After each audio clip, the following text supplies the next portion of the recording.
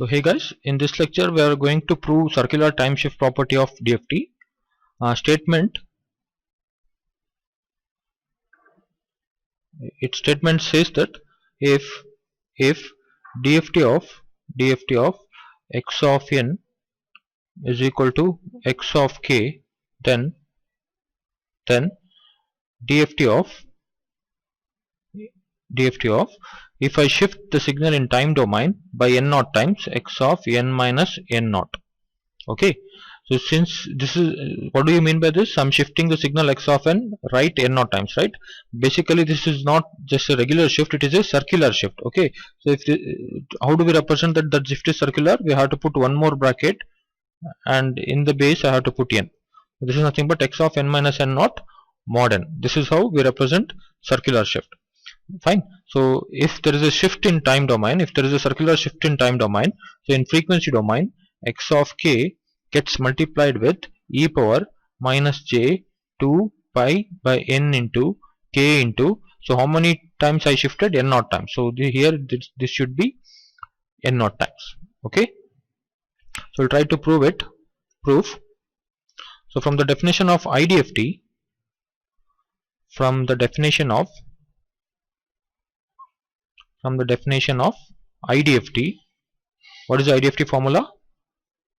So x of n is equal to what? 1 by n into summation k varying from 0 to n minus 1 x of k into e power plus j 2 pi by n into k into n, right?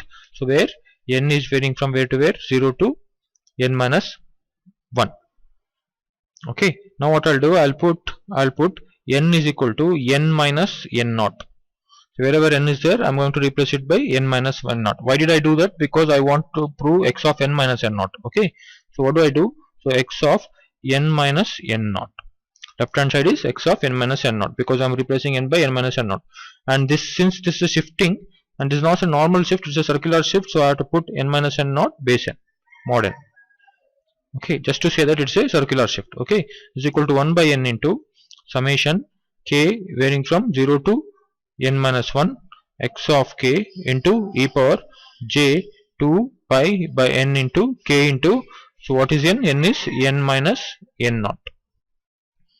Fine. In the next step I'm going to split this exponential. So what do I get? 1 by n into summation k varying from 0 to n minus 1 x of k e power j 2 pi by n into k into n into e power, this is minus, so minus j 2 pi by n into k into n naught. So in the next step, so what is this equation? This is the equation for IDFT, right? 1 by n summation k varying from 0 to n minus 1 x of k e power j 2 pi by n into k n, right?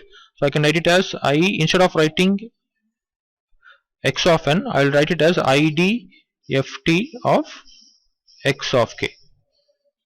So what is the equation? What is the equation for IDFT of x of k? It is this, right? So instead of writing the left hand side as x of n, I'm writing it as IDFT of x of k.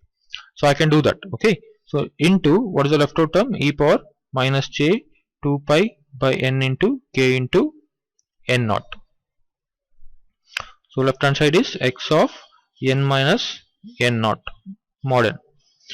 The next step, I will take DFT on both sides. So take DFT on both side. So if I take DFT on both sides, what do I get? DFT of x of n minus n naught mod n is equal to DFT of IDFT of x of k into this term. So DFT and IDFT cancels out. I end up with x of k into this term, right? So let me write it here. I will write the next step here and the final step. So if I take DFT on both sides, what is the left hand side? DFT of x of n minus n naught mod n, that is the left hand side, and that is what I wanted, right? Is equal to so DFT of IDFT, so these two cancels out. I end up with x of k into e power minus j 2 pi by n into k into n naught. So that is what I wanted, right? So this is the proof of circular time shift property.